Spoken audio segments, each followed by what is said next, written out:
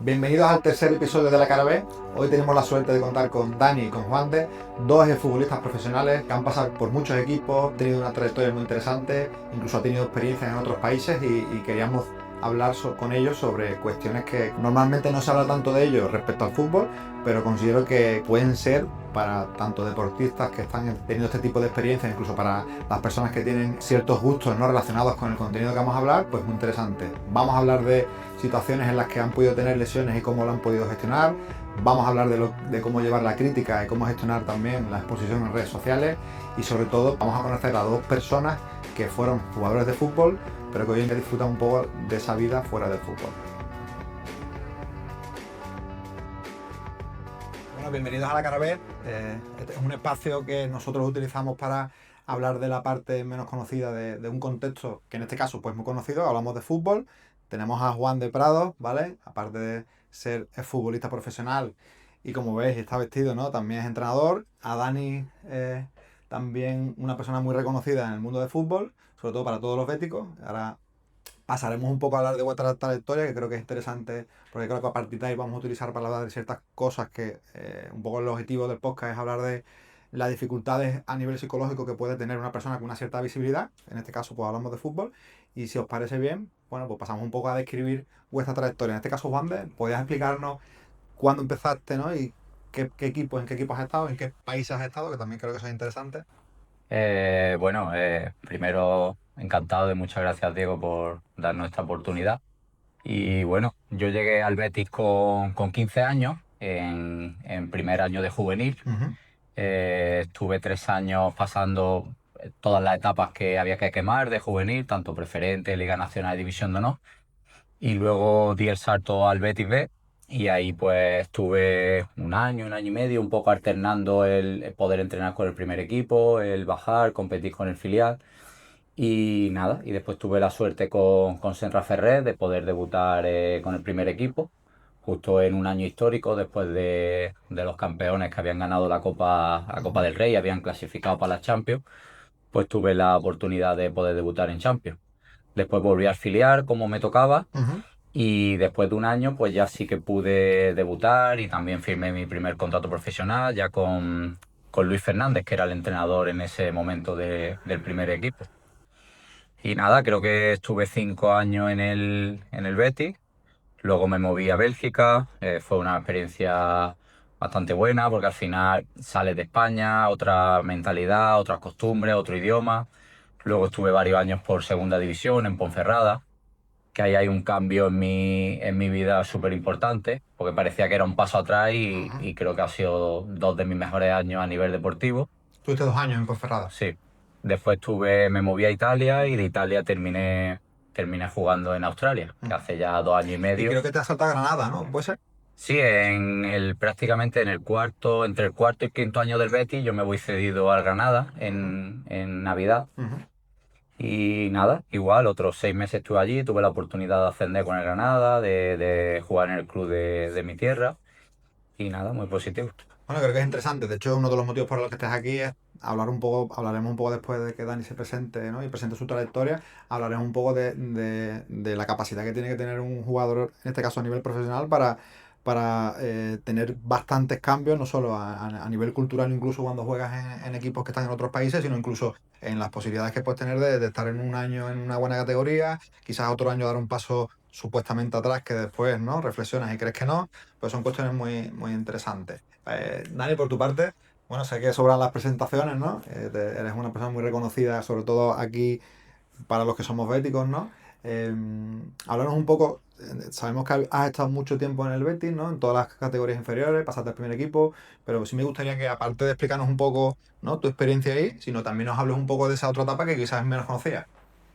Sí, bueno, primero agradecerte la invitación y sí, como tú dices, empecé con 14 años en el Betis, antes estaba jugando en el Triana y bueno, con 14 años, en año de cadete, firmé por el Betis y luego fui pasando etapas como Wander hasta el Betis B, hasta el primer equipo donde ya me hicieron el contrato profesional Y la verdad que, bueno, que bien, porque tuve la suerte de un Betis que jugó siempre en primera división, que jugamos competición europea y tuvimos la oportunidad de ganar un título. La verdad que fueron buenos momentos. Luego, a raíz de ahí, después fui un año al Cádiz, otro año al Elche, un año y medio en el Recreativo de Huelva, todo en segunda división. Y luego ya ya estaba muy mal de la rodilla porque fueron 5 operaciones y jugué un año en el Atlético Balear en segunda B y ya me retiré en Grecia, en un equipo de segunda división. Como tú dices, pues son vivencias totalmente diferentes a estar en la primera división a jugar en un fútbol pues un poco más modesto. Pero bueno, de todo se aprende. Como dice Juan, cuando menos te lo esperas, pues parece que es tu mejor año. En este caso no, porque yo físicamente no podía, pero aprendes muchas cosas que no. Bueno, hablaremos de las lesiones, que yo creo que es algo que tienes muy en común, ¿no? De la dificultad que tiene el jugador, ¿no? De cómo una lesión, algo que uno no espera, ¿no? Pues cambia por completo, ¿no? La trayectoria. Y tirando un poco de los inicios, ¿no? Algo que en este caso yo a nivel personal, a nivel profesional, veo mucho en consulta con jugadores profesionales, o incluso jugadores que están en etapa de iniciación, el contexto es muy diferente al que había antes. Es decir, yo recuerdo un poco, yo estoy un poco entre medio de vosotros por edad, ¿no? Entiendo que en esos momentos no había redes sociales, ¿no? Ahora un jugador cadete juvenil, ¿no? Incluso infantil, alevín, tiene ese tipo de exposición, ¿no? Tiene un montón de seguidores, ¿no? Podemos tener incluso algún tipo de referente, ¿no? Que podemos conocer que tiene un montón de seguidores, ¿no? Y lo que eso, ¿no? conlleva. ¿Qué diferencias veis vosotros en esos momentos vuestros, en esa etapa inicial, ¿no? Cadetes, juveniles, ¿no? Y lo que podéis conocer ahora, ¿no? Que creo que tenéis conocimiento de lo que esos jugadores a esa edad pueden tener. ¿Qué diferencias creéis que son importantes? A ver, yo pienso que yo no cambiaría la etapa nuestra por la de hoy día, porque realmente no creo que se cojan muchas cosas positivas. Al final, yo te puedo contar una anécdota que yo ya cuando en los últimos años del Betis ya existía Twitter. Ujú. Entonces yo tenía Twitter, ¿por qué? Porque al final no estamos educados, Claro, eh, tenéis los años, ¿no? De Twitter, ¿no? claro, no estábamos educados a nivel de redes sociales, te lo haces por inercia, pero yo en ese sentido fui rápido, porque era mi último año en el Betis y claro, el Betis había descendido a segunda y creo que jugamos en Barcelona, en Copa del Rey, y nos metieron 5-1. Después del partido, a mí, a nivel de Twitter, me acribillaron. Pero yo no me lo tomaba como algo personal. Yo creo que era más que nada aficionados que tampoco no están educados socialmente y un poco la frustración pues la descargan en cualquier deportista o cualquier persona. Entonces yo automáticamente me eliminé Twitter y creo que fue lo mejor que hice a nivel de redes sociales porque y a partir de ahí siempre he tenido Instagram, lo he tenido cerrado. A día de hoy lo tengo abierto porque ya en el final de mi carrera tuve la oportunidad de jugar en países, futbolísticamente hablando, muy educados. Entonces no tenía ningún problema. Yo utilizaba Instagram simplemente pues, para mis viajes, la fotografía, que es una de mis hobbies. Pero a nivel futbolístico en la época esa, a mí no me aportaba nada. Ujú. Entonces yo tuve la suerte de no darle la importancia. Tenía 17 o 18 mil seguidores, Ujú. que para mí no significaba nada. Entonces lo borré del tirón y sinceramente nunca más he tenido un pensamiento negativo o algo que no ayudara en mi día a día. Es difícil de gestionar eso porque al final estás expuesto a la crítica, ¿no? Ya sea constructiva o destructiva. Y por redes sociales, como hay veces que, bueno, se puede crear un perfil y no pones cara ni nombre, ¿no? Es muy fácil poder criticar, ¿no? O incluso faltarle respeto. Y más allá de que entienda de que es por el propio contexto y no por ti a nivel personal, no es difícil, no es fácil tomar distancia de eso. Y por experiencia profesional, creo que hay muchos jugadores que optan por cerrar la cuenta, ¿no? Por completo, o incluso tener algún tipo de agencia que lo gestione, ¿no? Y tener el mínimo contacto, ¿no? Que creo que es un poco una de las herramientas que se utiliza para saber llevar esa exposición que hoy en día es brutal. Pero tirando un poco de lo que hablamos, ¿eh? Hablamos en esa etapa de iniciación, ahora doy mi punto de vista y ahora Dani nos planteas tú un poco tu perspectiva. Todos podemos saber que tanto en etapa de infantil, cadete o juvenil, ¿no? Puede haber muchos jugadores que pueden destacar, ¿no? Y eso hace que tanto el club o como otros clubes que se pueden interesar o el propio contexto del jugador, ¿no? Pues tiene una importancia, unas expectativas, se crean unas expectativas, ¿no? Y muchas veces, según van pasando de etapa, no se van cumpliendo y lo que era un jugador que destacaba deja de destacar, ¿no? Yo pienso que ahora es una situación todavía más compleja porque creo que antes no había esa proyección a nivel social y hoy en día podemos ver pues jugadores que incluso están en etapa de infantil, ¿no? No sé, el otro día recuerdo un ejemplo y tienen 30, 40, 50.000, 60.000, ¿no? Seguidores, y esos jugadores no pasan dentro de 2, 3 años, desaparecen por completo y ni siquiera están en esos clubes, ¿no? Que son referencia hoy en día. Entonces, eso para el propio jugador, ¿no? Con esa edad que no está preparado a nivel psicológico, es súper difícil de gestionar. Y creo que muchas veces las familias, incluso las agencias de representación, creo que no trabajan bien ese aspecto porque creo que exponen al jugador, ¿no? Bajo mi punto de vista, ¿no? A situaciones muy difíciles de gestionar, porque lo que es la frustración de no poder conseguir sus objetivos, más luego, ¿no? La crítica que puede sentir un chico de 15, 16 años, ¿no? Que me parece bastante difícil. Por tu parte, Dani, tirando un poco del contexto inicial, ¿no? Que hablábamos de los chicos que están en etapa cadete, juvenil, si tú ves un poco que has sido también, ¿no? Entrenador en club, en cantera, ¿qué diferencias ves tú, aparte de las instalaciones, ¿no? Y de otras historias que sabemos, qué diferencias ves tú en el contexto que se puede encontrar un chico ahora al que tú pudiste tener en su momento? Bueno, yo como te he comentado, en mi época prácticamente no empezamos en infantiles, cadetes. Yo prácticamente en mi época, yo creo que Guante también, incluso tú no, habéis jugado muy poco fútbol 7. Y hoy día yo que tengo la experiencia de gestionar una escuela de fútbol, ya los niños entrenan en edad de iniciación, que son 4 y 5 años. Y bueno, entrenan porque les gusta el fútbol, pues evidentemente por hacer un deporte, pero bueno, ya hay ojeadores del Betis, del Sevilla, llamando a jugadores para que vayan a entrenar, que le ven con proyección o que le ven con alguna manera técnica, táctica de que pueda llegar algún día a ser profesional y bueno, y se van de la escuela. Y yo pienso que es un error por lo que tú dices después, porque evidentemente ser futbolista es muy complicado, tienes que tener mucha suerte y son muchos futbolistas los que después salen frustrados por todo este tipo de cosas, de lo que tú comentas, de que llegues a edad, por ejemplo, infantil, cadete y tengas un montón de seguidores en redes sociales y, y unos pensamientos de ser futbolista y luego no llegue. Yo creo que para una persona eso debe de ser difícil de asimilarlo porque las expectativas son muy grandes, ya no solo la tuya, sino la de todo el que te rodea, tu familia, y salir de ahí yo pienso que tiene que ser muy, muy, muy complicado. En ese caso tú eres el que entiende de esto y seguramente te habrás encontrado algún problema de eso. Para mí, yo creo que es un error el que desde tan pequeño se le meta esa presión de ser futbolista a un niño. Es difícil. Y hablando de las familias, que también creo que es otra diferencia muy grande, incluso vosotros también creo que la habéis vivido. Hoy en día vas a un campo de fútbol y te puedes encontrar a familias, ¿no? Es decir, padre, madre, hermanos, tíos, abuelos, ¿no? O sea, hay una cercanía respecto al jugador, ¿no? Que creo que para muchos jugadores les cuesta bastante trabajo gestionar eso, ¿no? Aunque tengan un trato hacia él, ¿no? Las expectativas que pueden tener su familia del mismo, ¿no? Pero realmente antes, igual ni nuestros padres iban a vernos a jugar el partido, ¿no? O sea, hay una diferencia muy importante en ese aspecto. ¿Vosotros creéis que o incluso vosotros desde vuestra experiencia, eh, es más fácil tener esta distancia respecto a la familia y tener quizás una distancia en la que tú te gestionas con tus compañeros, con el entrenador, aunque los padres puedan venir, ¿no? O lo que pasa ahora, ¿no? Que quizás la familia se vuelca con el jugador, ¿no? Que en teoría, pues es un apoyo, pero el jugador hay veces que no lo percibe solo como un apoyo, ¿no? Lo percibe como una presión. ¿Qué crees que puede ayudar más al jugador? Tener distancia, ¿no? Porque hay algo que se repite mucho, que casi todos los jugadores que tienen hijos que juegan a fútbol, ¿no? O a otro tipo de deporte, suelen tomar distancia de su hijo o su hija, ¿verdad? O sea, es decir, eso es algo muy común. Yo hablo con compañeros y lo que hacen es, yo quiero que tenga espacio, yo creo que la propia experiencia que ha tenido le ha hecho saber que lo mejor es tomar distancia.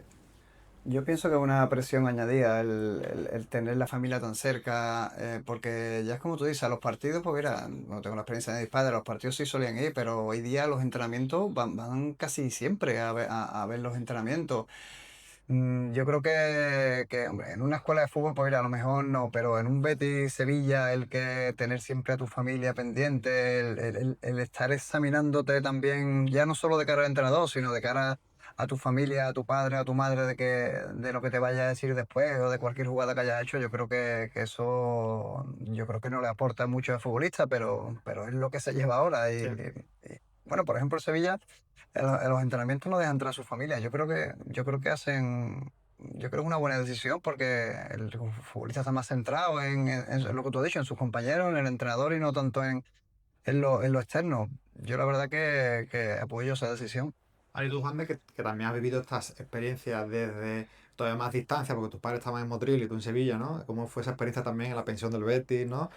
En el contexto que había en ese momento, ¿no? Con los recursos que había. Yo es que mi padre a mí siempre me ha dado mucho espacio.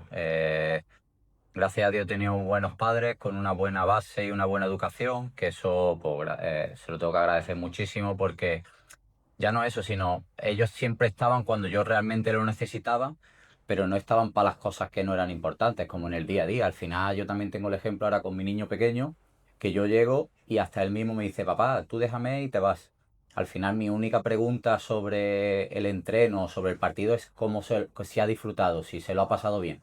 El resto, los jugadores tienen entrenadores que al final son los que los van a educar, los que les van a corregir, tienen compañeros y no entiendo la influencia del padre en un entrenamiento o en un partido, es que no tiene sentido. Yo recién llegado de Australia, que la gente elía a ver deporte, es como una fiesta, a llegar aquí y ver padres de 6 años, 7 años, IMD, que no es ni federado, medio chillándole a niños jugando partidos, soy totalmente contrario. Yo me alejo muchísimo de eso, dejo a mi hijo, dejo que disfrute. Si algún día se frustre, pues al final eso también le va a educar. El poder gestionar sus emociones, el que un día salga más contento que otro día porque le haya ocurrido algo, al final eso te va haciendo crecer.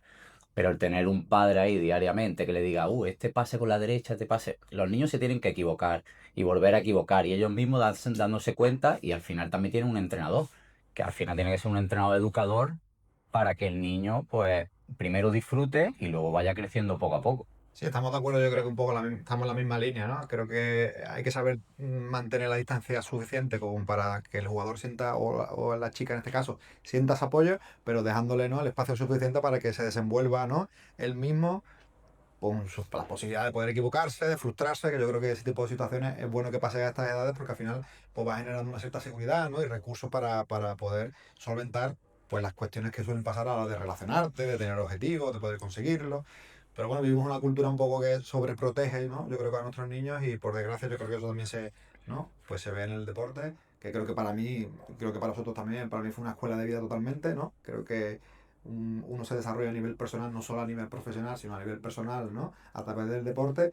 Y creo que hoy en día ahí pienso que hemos dado algún paso atrás, ¿no? Creo que la distancia y el espacio que había, yo creo que nos ha hecho a nosotros, ¿no? Poder trabajar ciertas cosas que creo que ahora a los chicos les cuesta mucho más trabajo porque los padres están mucho más presentes. Pero sé que es difícil porque incluso un padre que está un poquito más ausente casi se siente mal o culpable porque ve que hay otras referencias que hacen lo contrario. Entonces no es fácil, lo entiendo. Cambiando un poco de tema, creo que también es otro tema interesante y que creo que es una exigencia bastante importante para todos los deportistas. Es decir, cuando estáis en una etapa en la que todavía no habéis dado el salto a lo profesional, ¿no? Que eso hace que tengáis menos repercusión, tengáis un contexto pues muy parecido al que siempre habéis tenido. En el momento que dais el salto al primer equipo y ya tenéis partido, la afición os reconoce, ¿cómo cambia eso vuestra vida? No solo a nivel de repercusión, de que salgas en prensa, algo incluso a nivel económico pueda cambiar, sino lo que significa vuestro contexto, las personas que se puedan acercar, ¿no? Hasta qué punto tenéis unas ciertas ventajas, ¿no? Respecto al resto. ¿Cómo viviste ese cambio? Bueno, yo creo que, Diego, eso te lo da la educación que tú ya tenías en tu casa. Y la verdad que en mi caso está claro que es complicado, ¿no? Es complicado porque a mí me tocó también estar en un equipo que tiene muchísima afición, ¿no? Como es el Betis. Y de no ser conocido absolutamente para nada, pues ir a cualquier sitio y que la gente te reconozca. Es un cambio que tú tienes que estar preparado. Tampoco te prepara porque es una cosa nueva. Pero bueno, teniendo los pies en el suelo, sabes de dónde vienes, que está claro lo que te digo de la educación, que lo mismo estás ahí que dentro de un año pues no estás y nadie se acuerda de ti. Esa cosa yo creo que un futbolista que llega a Primera División tiene que tener preparada la mente, porque está claro que algún día va a terminar. Disfrutar del momento, está claro que tiene que disfrutar, pero ¿Te, te- cuidando. te llegas a acostumbrar? Es decir, ¿te llegas a acostumbrar a ser una persona reconocida y que Yo hemos compartido momentos donde se acerca alguien y te saluda, o incluso sabes que te están mirando, o que saben que están hablando de ti, que entiendo que ya llevas bastante tiempo así, pero ¿llegas a acostumbrarte a eso? O yo te conozco Sí, a ti y sé que para algunos momentos pues a ti te gustaría tener un poco más de intimidad. sí, pero llega a acostumbrarte y ya lo llevas bien. Hombre, en este caso, en el mío, pues soy reconocido aquí, sobre todo en Sevilla, porque te digo, el Betis tiene muchísimos aficionados, pero bueno, no es como antes. Antes cuando era futbolista, pues no puedes ir a ningún sitio sin que te reconozcan. Ahora, pues mira, pues a lo mejor hay días que sí, hay días que no. Y es lo que tú comentas, tienes que estar preparado y consciente de que a lo mejor el que está ahí al lado, pues está hablando de ti. Pero bueno, con el tiempo pues va ganando esa confianza, esa autoestima de ser consciente de que están hablando de ti. Y bueno, y si están hablando mal, pues ellos sabrán, pero sí, la verdad que me sigue pasando pero como te digo, lo llevo bien. Ujú. Y por tu parte, Juan, de ese cambio de pasar de juvenil o del Betis deportivo, ¿no? A pasar al mundo profesional, ¿cómo lo pudiste vivir? Yo creo que al final, a ver, yo no soy ni la mitad de conocido de Dani, por supuesto, pero yo creo que es lo que dice Dani. Fuera de lo que es el fútbol, al final va un poco en línea con la educación que tú has traído de casa, porque hay que saber dónde viene. Yo era un chico al final de Motril, de un pueblo pequeño de Granada, y me he criado ahí en Bellavista con muchos compañeros que al final por otro camino han llegado a ser futbolistas o gente que no haya sido trabajador. Y entonces para mí era algo normal. Sinceramente yo lo viví como algo natural. Pero hablando más del interior del fútbol, al final también es muy importante el tipo de entrenador o la persona encargada del club que te toque para gestionarte a nivel de que si eres un chaval maduro y sabes llevar la situación, genial, pero si eres un chaval que rápidamente pierde la noción del tiempo, te vienes arriba, etcétera, ahí es donde tiene que entrar la gente importante del club para saber llevarte. Y en muchos casos eso no siempre está. Y tú lo sabes bien, antiguamente en la época nuestra hacía falta mucha gente de ese perfil para ayudar a muchos futbolistas. Y nosotros lo sabemos, hemos convivido con muchísimos futbolistas con una inmensidad de cualidades para poder ser futbolista igual que nosotros. Y por cualquier razón o mínimo detalle no han llegado por el hecho ese, de que no han tenido a lo mejor una persona atrás que le haya dicho esto sí, esto no, Ujú. esto tampoco. Entonces es bastante importante. Sobre el tema económico también parece un tema importante, porque un chico de 17, 18, 19, incluso 16 años hoy en día, que cada vez salen más pronto, dan ese salto al mundo profesional, se pueden ver que la situación económica cambia por completo y luego pues, puede tomar decisiones, pero hasta qué punto esa persona está preparada, ¿no? Para saber, ¿no? Que puede ser rentable, que no, si hay una inversión, si hay mucho riesgo, no hay riesgo, ¿no? Creo que en este caso, hablando un poco de nuestra etapa, podemos tener ejemplos sin hablar de ellos, ¿no? De personas que claramente decisiones que se tomaban no eran la mejor, pero de alguna manera se puede entender por qué pasaba eso, ¿no? Creo que daban un salto, ¿no? Económico bastante importante en muy poco tiempo y que el contexto, la familia, dependiendo un poco de quién le rodea, pues puede ayudar a amortiguar un poquito el impacto de ese posible cambio o te puedes dar cuenta de que las decisiones que se están tomando no son buenas y luego el mundo del fútbol cambia muy rápido, puede ser muy diferente y al final te das cuenta de que ha podido ganar mucho dinero pero no ha tomado buenas decisiones y por desgracia, ¿no? Eso puede llevar a que luego haya casos bastante complejos, ¿no? Y difíciles de poder entender de cómo esa persona puede estar en esa situación. Vosotros, por ejemplo, en ese aspecto, eh, ¿pensáis que estabais preparados para saber gestionar qué hago, qué no hago? ¿Teníais personas alrededor que os ayudaron en ese sentido? Bueno, yo he sido de familia humilde, mi padre trabajador, mi madre ama de casa y está claro cuando tú llegas con un contrato profesional, pues mira, económicamente pues es una cosa nueva que se vive en casa y bueno, yo he tenido suerte en eso.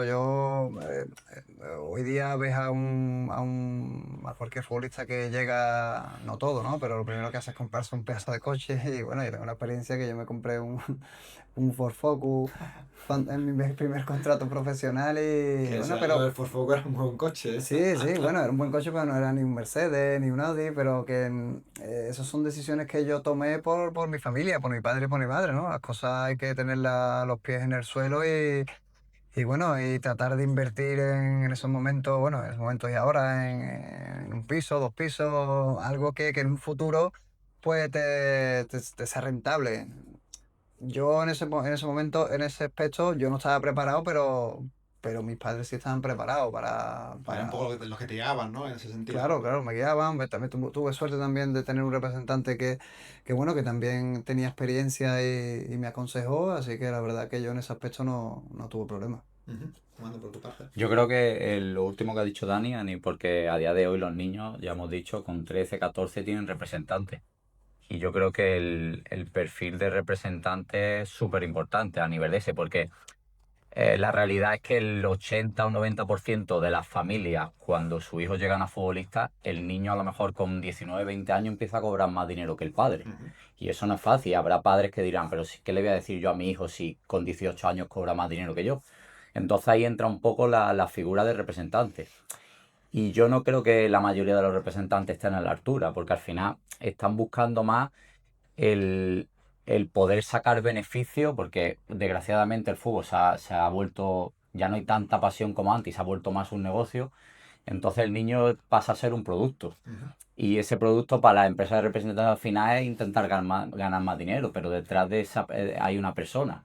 Entonces hay que intentar ayudar lo máximo posible, porque luego van pasando los años, van pasando, ya ni que hablar de lo que vas a ser después de futbolista, que es otra historia.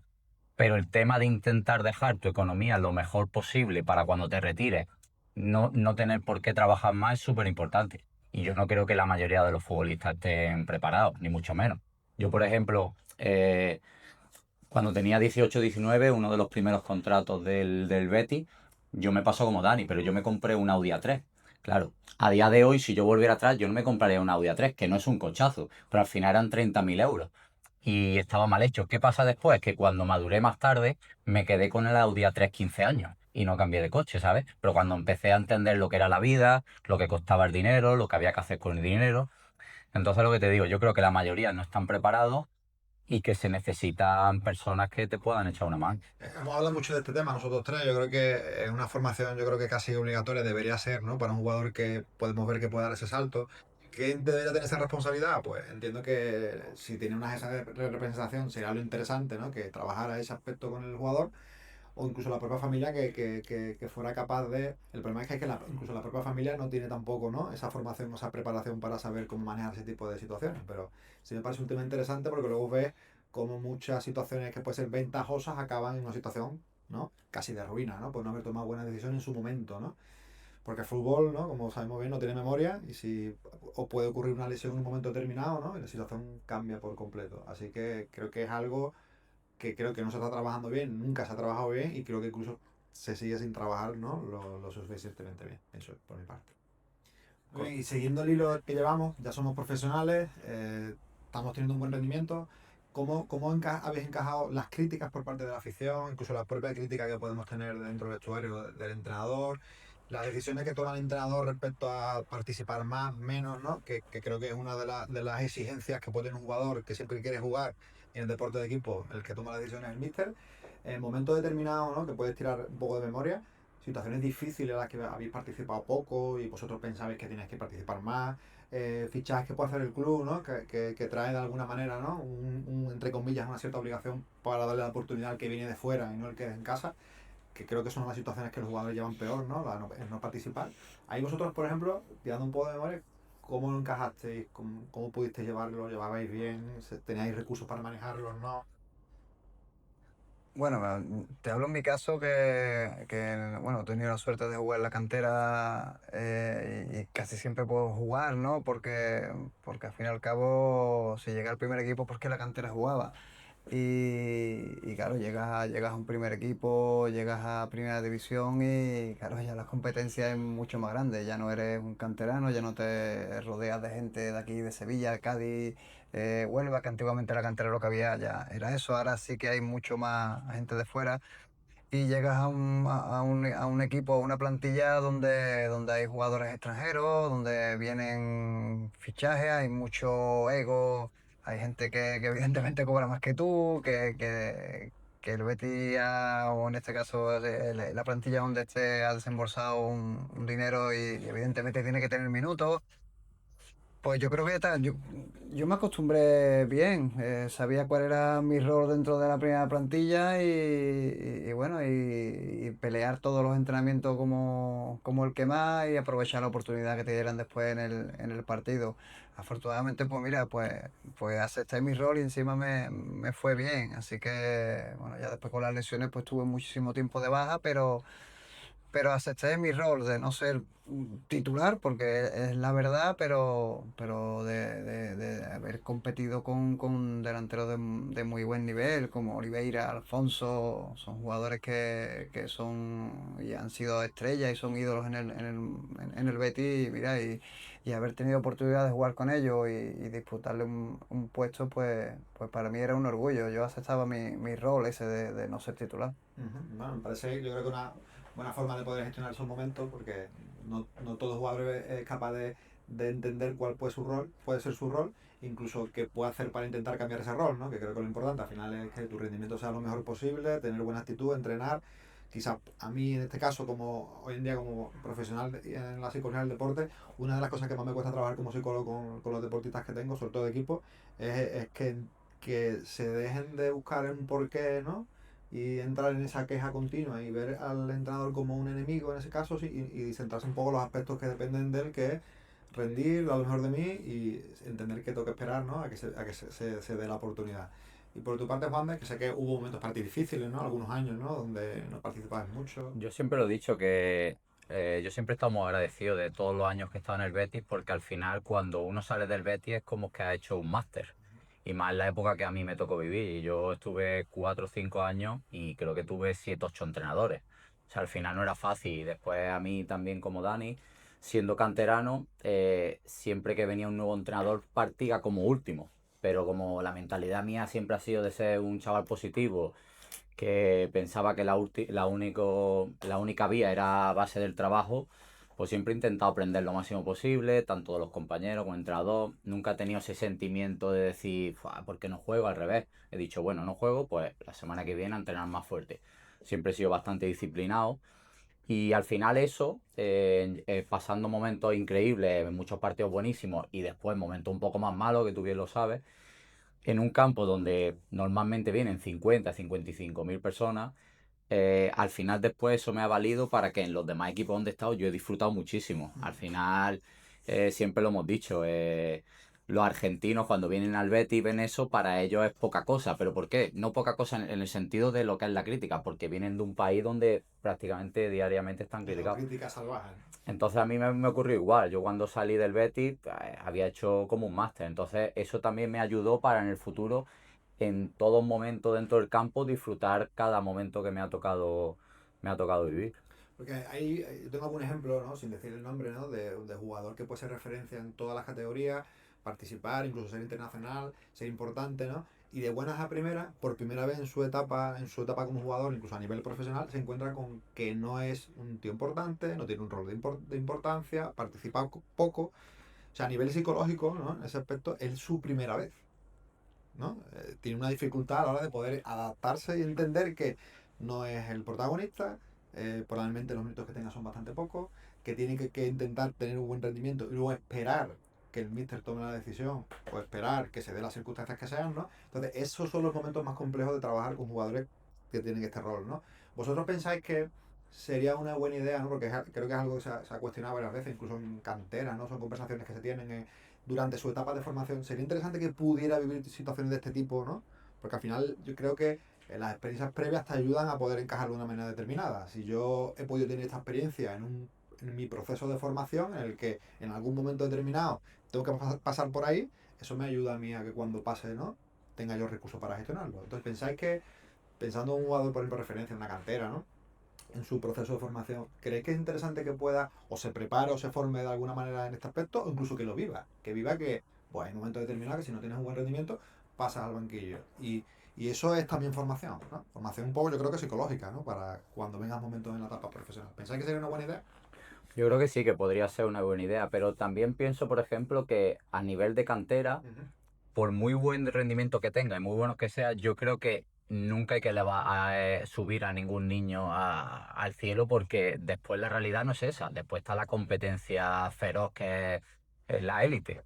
Entonces, lo que sí está claro es una cosa. Hay algunos momentos donde a lo mejor el entrenador no necesita lo que tú le puedes dar. Hay otros momentos donde a lo mejor no estás bien y él no te ve. Lo que sí está claro es que tú tienes que estar preparado diariamente, por lo que tú bien has dicho antes, porque después te llega el momento y a lo mejor no No estás estás, no preparado. estás. Ahora, ¿cómo puede pasar que te ocurran cosas buenas? Pues estando siempre preparado. A lo mejor no te llega el momento y te lo merecías, pues puede ser, porque hay mil situaciones dentro de la cabeza del entrenador, del entorno del equipo, etcétera. Pero si tú realmente diariamente estás preparado y llega el momento, al final lo vas a aprovechar. Pero si tú no estás preparado y lo que estás es más en cosas negativas, pensando que tú te mereces más, etcétera, cuando te llegue Sí, incluso que no cree, vas a cree estar. que puede haber algo en contra de él, ¿no? Esto es muy típico, ¿no? Piensas que el mister tiene algo en contra tuya, ¿no? Creo que es También una yo. mentalidad muy individual, que creo que todos la hemos tenido, y según uno se va retirando, Mm, ¿no? Ya tiene otra visión diferente de lo que es Totalmente, el fútbol. cuando a mí me ha pasado mucho y sobre todo cuando he tenido la visión de que me gustaría ser entrenador. Ujú. Al final empatizas con el míster, sabes que tiene muchas decisiones muy difíciles y al final no estás todo el rato pensando en ti, de por qué yo, no. Intenta ayudar más al entrenador, estás preparado y al final es que se ve, cuando un equipo todo rema en la misma dirección, todo el mundo aporta cuando le toca, es cuando un club obtiene resultados. Se ha visto con el Paris Saint-Germain, se vio en la época que ellos ganaron la Copa del Rey y se metieron en Champions. Al final jugaban muchos jugadores y todos rendían. En tu caso, Dani, tú que has sido jugador profesional y también eres entrenador, ¿ha cambiado mucho tu mentalidad respecto a tu visión como jugador y ahora como entrenador? Respecto Sí, a esto, a sí, titular, suplente. claro, sí, es ponerte en el lugar, como dice Juan de, ponerte en el lugar del entrenador que tú has tenido que tiene que decidir por 20 o 25 en la plantilla, no puedes tener contento a todo el mundo. Bueno, no puedes tener contento entre comillas, ¿no? Porque a mí me gustaban los entrenadores que hablaban claro Iban de frente, ¿no? claro, iban de frente y que no era una sorpresa para ti a lo mejor el no jugar un domingo o llevarte 3 4 semanas sin jugar o jugar 2 semanas de titular. A mí no me gustaba que me dieran explicaciones cuando jugaba ni cuando no jugaba. Está claro que ahora sí que lo entiendo mucho más desde el otro lado, que es muy complicado, pero un entrenador que vaya de cara y que no te engañe, al final el futbolista lo agradece. Al principio te puede doler o te puede chocar el que te digan que va a tener pocos minutos, pero después con el trabajo y teniendo esos minutos que tú no esperabas y que el entrenador te da, te das cuenta de que al final esa persona es agradecida. Yo la verdad que sí, que es muy diferente el ser futbolista porque los futbolistas somos todos egoístas, egoístas entre comillas, porque los hay más y los hay menos, pero todo el mundo queremos jugar, porque todo el mundo nos gusta jugar, trabajar todos los fines de semana, pero luego el domingo jugar y ser partícipe y que tú veas los frutos de tu trabajo, pero no siempre es así.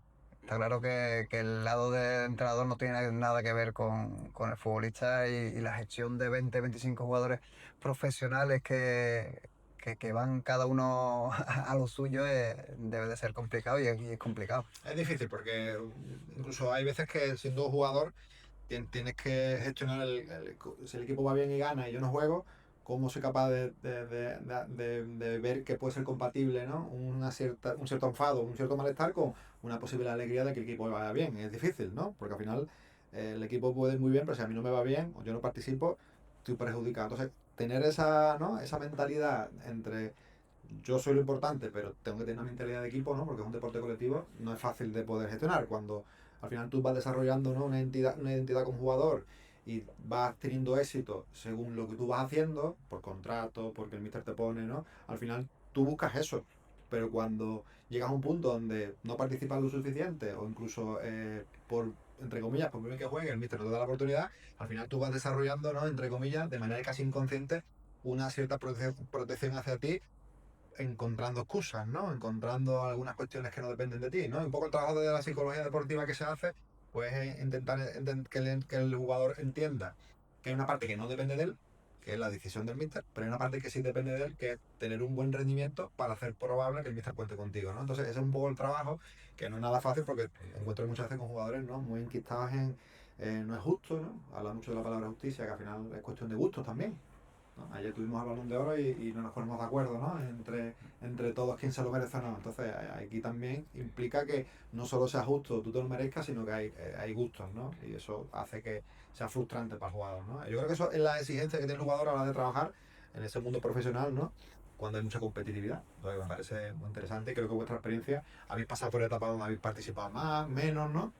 Yo, Creo que eso hace crecer, ¿no? Como jugadores. yo creo que lo difícil es cuando no participas, el que tú en tu cabeza seas conforme y seas positivo de decir, vale, yo ahora no estoy participando, pero con el trabajo que yo hago diariamente en los entrenamientos, yo estoy presionando a mi compañero para que lo siga apretando y el nivel del equipo esté alto. También, ¿qué ocurre? Que hay veces que los entrenadores son más agradecidos y saben de ese jugador que lo da todo, que a lo mejor no tiene los minutos que se merece, pero le das el cariño que se merece, porque sabe que está aportando a que haya entrenamientos de calidad y a que el equipo tenga un nivel alto. Y luego están los entrenadores que a lo mejor se olvidan de ese tipo de jugadores. Y ahí es donde está un poco la controversia. Pero si tú eres un jugador capaz de interiorizarte y decir, vale, yo ahora no estoy jugando, pero yo estoy satisfecho con mi trabajo diariamente y sé que en cualquier momento va a cambiar la situación. Y si no cambia, no pasa nada porque yo estoy aportando al equipo. Pero desgraciadamente, eso a día de hoy es complicado y Oye, no sé si pero se da. eso es el profesional, ¿no? Que es decir, no, tú en el contrato no cobras solo porque juegas, ¿no? Es que Es al final decir, tú tienes que ponerte en la situación de decir, vale, por ponerte un ejemplo, estoy en el Betis, no juego, vale. ¿Tú cómo estarías mejor? ¿En el Betis, en primera división, apretando diariamente, entrenando, teniendo césped de lujo, estadios espectaculares, jugando en primera división? ¿O estando en tercera red sin desprestigiar esta liga,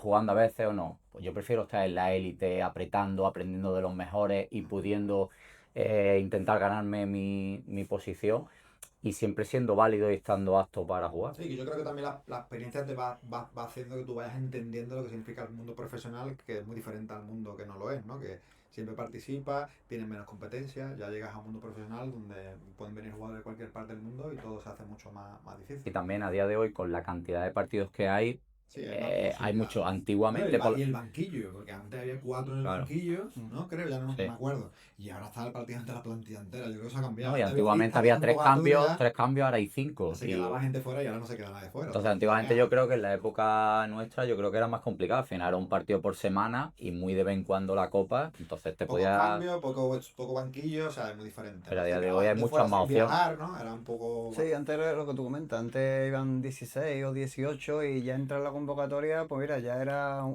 noticia, ¿no? La lista está convocada, pero allá, como tú dices, van todos al banquillo a mí me parece mejor, así pueden participar sí. todos, ¿no? Y creo que es más fácil. También antes había 3 cambios, ahora hay 5. Claro, es diferente. Y pasando a otra complejidad que para mí es bastante importante y que vosotros habéis vivido, que son las lesiones. Yo creo que es la parte más complicada del jugador, ¿no? Porque, eh, por desgracia, algo que no depende de él, ¿no? Porque por mucho que te cuide, hay lesiones que no se puede hacer nada porque son por contusión o por cualquier tipo de lesión de hueso o de ligamento.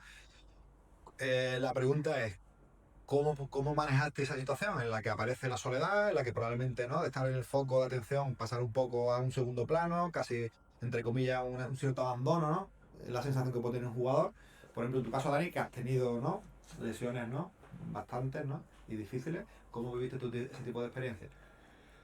Bueno, yo siempre cuando me retiré, que me tuve que retirar desgraciadamente con 31 años, siempre me han preguntado la gente que cómo me iba, ¿no? Después de retirado y yo siempre contesto lo mismo, que yo ya he estado retirado bastantes veces porque con el momento que tú no participas y estás fuera del foco, ahí nadie, tu familia sí, pero la gente. Nadie se acuerda de ti porque tú ya no perteneces El al equipo, no protagonista. participas, no ayudas al equipo. Entonces, yo la verdad que, mira, con 20 años llevaba prácticamente 10 15 partidos en primera división, me lesioné 10 meses de la rodilla. O eh, sea, lue- 10 meses en el momento en el que estás viviendo, ¿no? En tu mejor momento. claro, con 20 años y siendo titular en primera división. Y te viene en el peor momento. Pero bueno, de todo se aprende, Diego. Y la verdad que después me recuperé, otra vez recaí de un tobillo, del otro tobillo. muchos meses de baja, ahí verdaderamente te das cuenta de quién está contigo y quién no. Y yo aprendí, está claro que tenía muy mala suerte, pero yo aprendí muchísimo y las ganas que yo tenía de recuperarme cuando iba al gimnasio y quedaba poco para otra vez para reaparecer, eso son sensaciones que a lo mejor una persona que no se haya lesionado nunca no las tiene. Y yo las he tenido porque eran metas que yo me marcaba que parecía que no me iba a recuperar en alguna ocasión y que iba a volver a jugar y me daba cuenta que me recuperaba y volvía a jugar en primera división. Eso es una alegría muy grande. Bueno, te hace más fuerte también, ¿no? Sí, Porque sí. creo que te pones a prueba, ¿no? No es fácil encajar un cambio de vida tan importante porque al final el jugador lo que le da la vida es el entrenamiento, ¿no? Diario y de momento desaparece, ¿no? Te ves solo, ves que tu equipo entrena, tú no, ¿no? Sí, ya es ilusión todo. Primero el empezar a entrenar a correr en el campo, luego el entrenar con el equipo, ya para ti eso es una alegría inmensa. Y ya después pues, otra vez jugar un partido oficial, pues todavía más, pero te vas poniendo metas y bueno, yo creo que eso a mí psicológicamente me abrió mucho para sobre todo eso, ¿no? Vivir una vida ya fuera del fútbol, del nivel profesional, que como te digo, lo decía siempre y lo digo porque yo prácticamente estaba retirado 4 o 5 veces porque fueron lesiones de muy largo tiempo. Y por tu parte, Juan, de que también has podido vivir lesiones graves. Yo creo que un poco lo que dice Dani, al final, sinceramente te hace hasta mejor persona, porque tú vas creciendo personalmente, luego valoras mucho más las cosas buenas que te pasan, porque has estado en el otro lado y has sufrido y has pasado mal.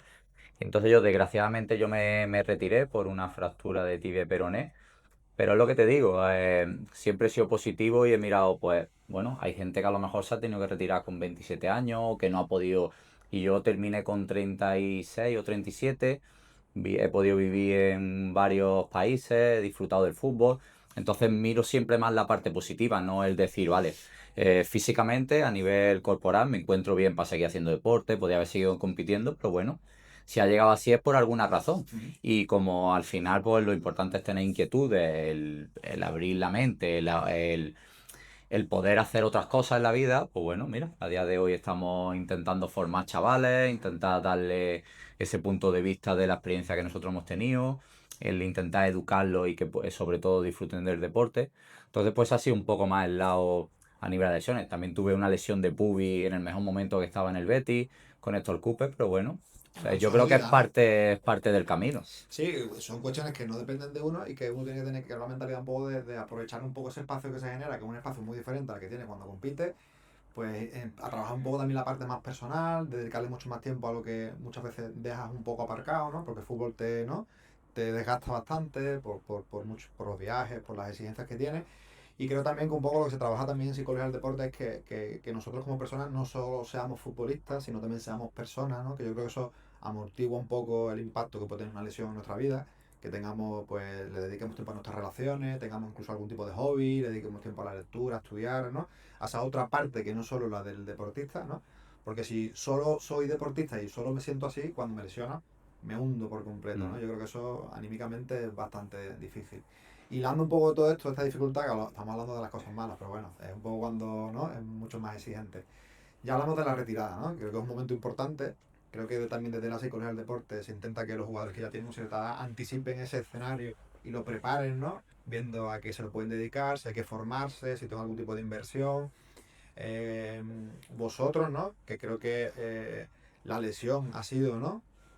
Realmente la que decidió vuestra retirada. El peso por tú sabías, ya te habías anticipado porque habías vivido un momento donde te habías planteado decir, lo dejo, no merece la pena, ¿no? No estoy suficientemente bien para jugar. ¿Cómo fue ese momento de dejar de ser jugador? Que es un paso importante, ¿no? Y parece como un duelo, ¿no?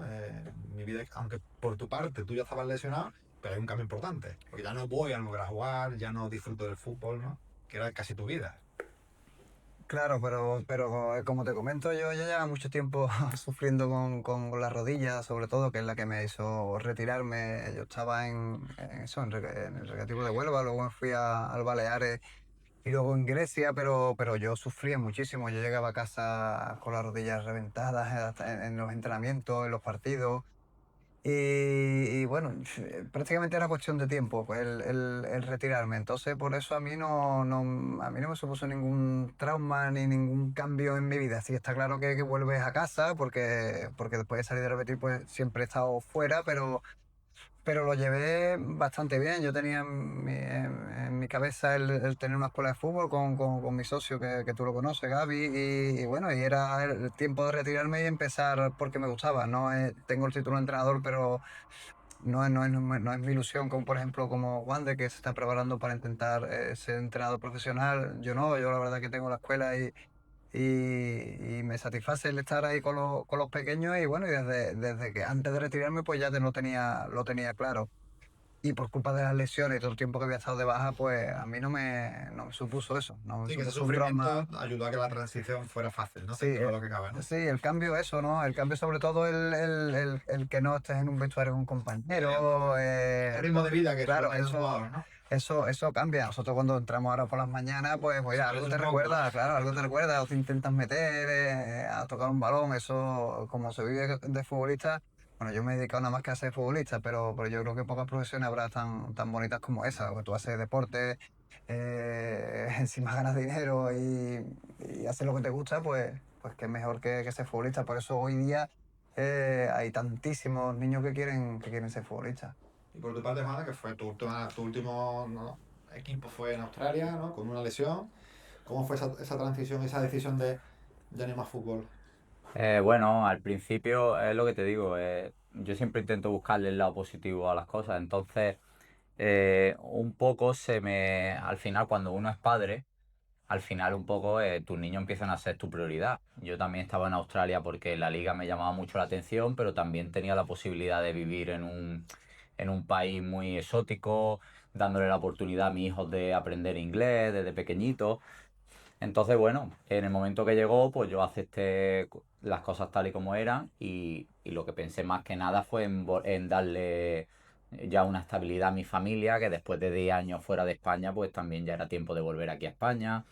Después, volviendo al tema que hemos tocado antes, si durante tu carrera has podido hacer las cosas bien económicamente, pues eso también te da un poco de tranquilidad, el poder decir, bueno, ahora se ha terminado este tema, tengo un tiempo de reflexión tranquilo de pensar qué quiero hacer. Luego también apareció la academia, que a mí prácticamente me siento como si siguiera en un equipo de fútbol, porque al final es un staff en el día a día, con compañeros con los cuales sabemos que nos llevamos magníficamente. Entonces ha sido muy fácil la transición, la verdad. Bueno, me parece interesante. Creo que al final encontrar un espacio donde os asemeje un poco al ritmo que podemos tener y que nos acerque al balón, al fútbol, ¿no? A un vestuario, ¿no?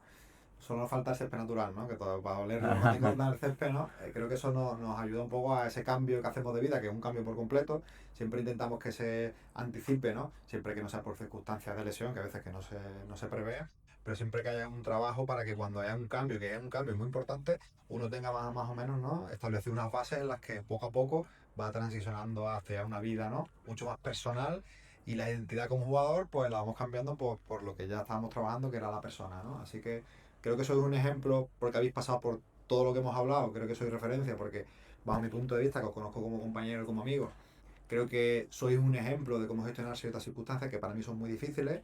Creo que hablar de ello y que las personas que nos puedan ver, yo creo que seguro que les parece súper interesante. Para mí lo está haciendo y creo que se nos ha quedado corto un poco el espacio y el tiempo. Agradeceros vuestra presencia aquí.